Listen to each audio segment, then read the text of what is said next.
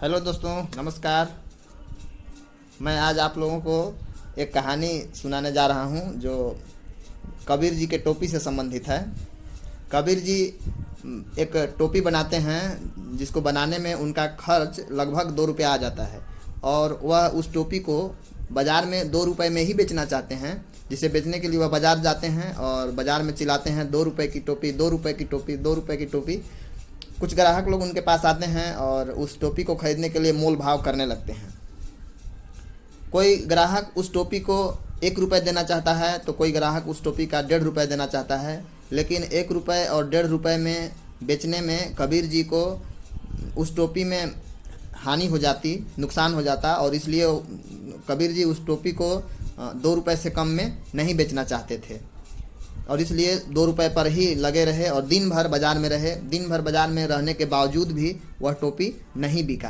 अंततः कबीर जी थक हार कर वापस घर आने लगे।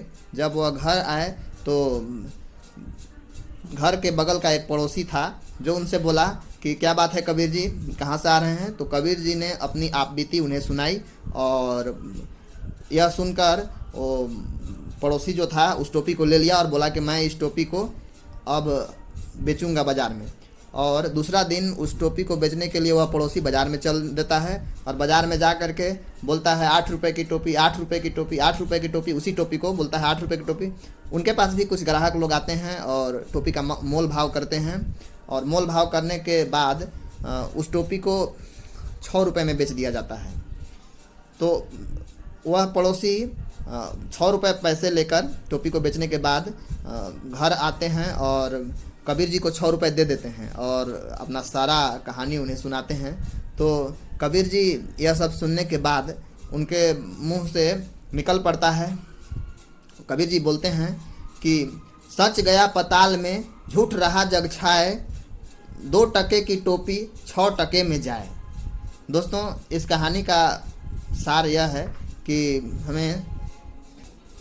मेरा कहने का मतलब है कि हमेशा हमें सिचुएशन के अनुसार ढलने की कोशिश करना चाहिए, क्योंकि हमने देखा कि महात्मा कबीर को इस तरह के नुकसान झेलने पड़ रहे थे। दिन भर रहने के बावजूद भी वह टोपी नहीं बिका, लेकिन उनका पड़ोसी ने उस टोपी को 1 घंटे में ही बेचकर आ गया और उनको 6 रुपये देकर बोला।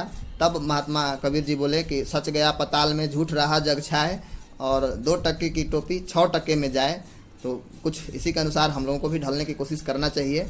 और इन्हीं शब्दों के साथ अब मैं अपनी वाणी को विराम देता हूँ। जय हिंद।